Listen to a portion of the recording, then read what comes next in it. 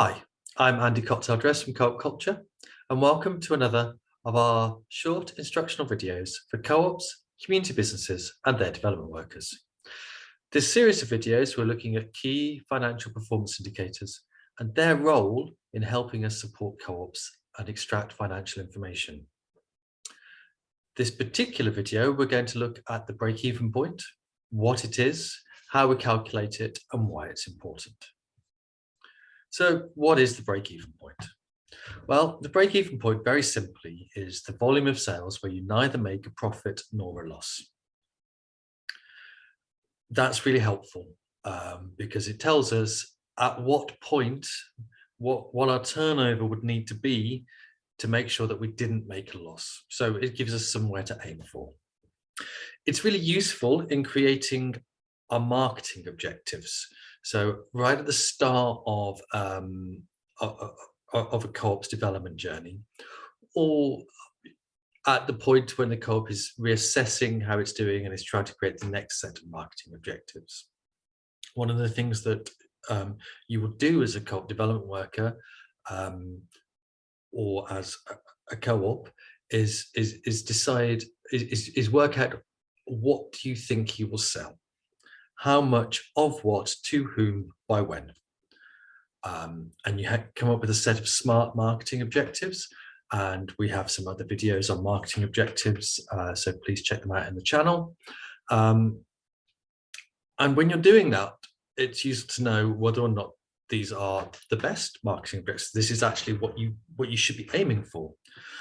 And one of the ways that you can do that is by looking to by trying to work out what the break-even point for your business will be.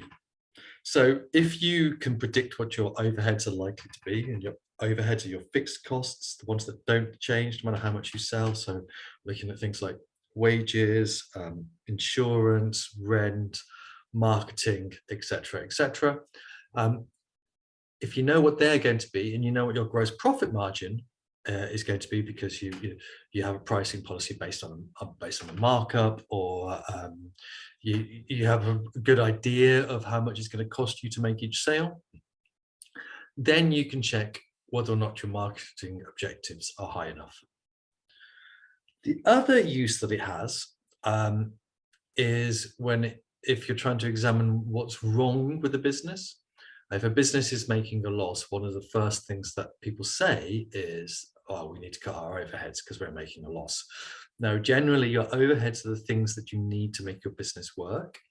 And what businesses often mean when they say to cut their overheads is that they mean cut staff, lay people off, reduce hours, reduce wages.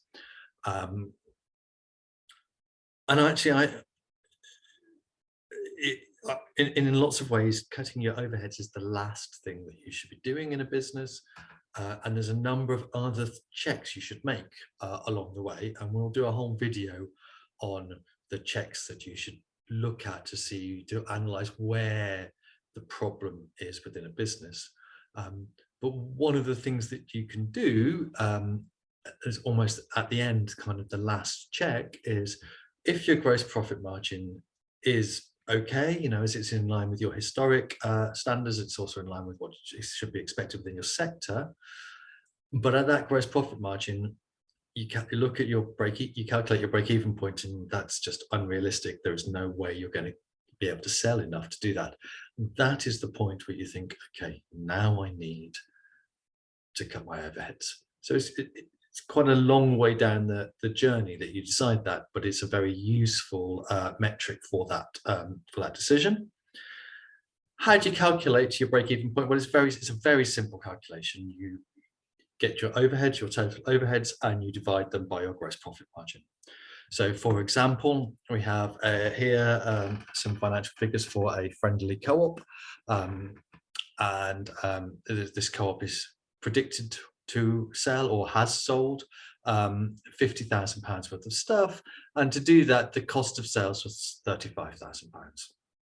So from our sales, we subtract our cost of sales, and we get our gross profit, 15k. We divide our gross profit. By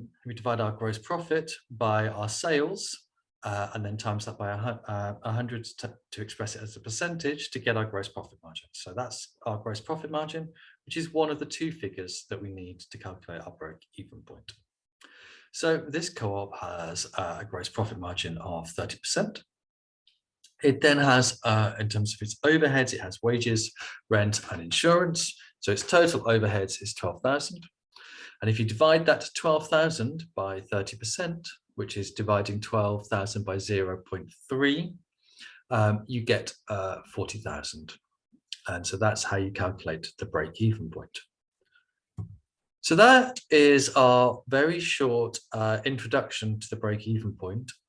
In the next video, we're going to look at the role of the break-even point in examining new spends, new proposed overheads, and how we can use it to see whether or not it is worth doing the new proposed overhead. I hope you liked this video. If you did, please click the like button. If you have any comments about this video or any videos you would like to see us make, please leave a comment in the comment section below. If you wish to find out more about key financial performance indicators for co-ops and community businesses, or any way of supporting being a co-op development work of supporting co-ops and community businesses, please subscribe to the channel and hit the notification bell to be notified when we upload more short instructional videos for co-ops and community businesses. Thank you everyone for watching, and I'll see you in the next video.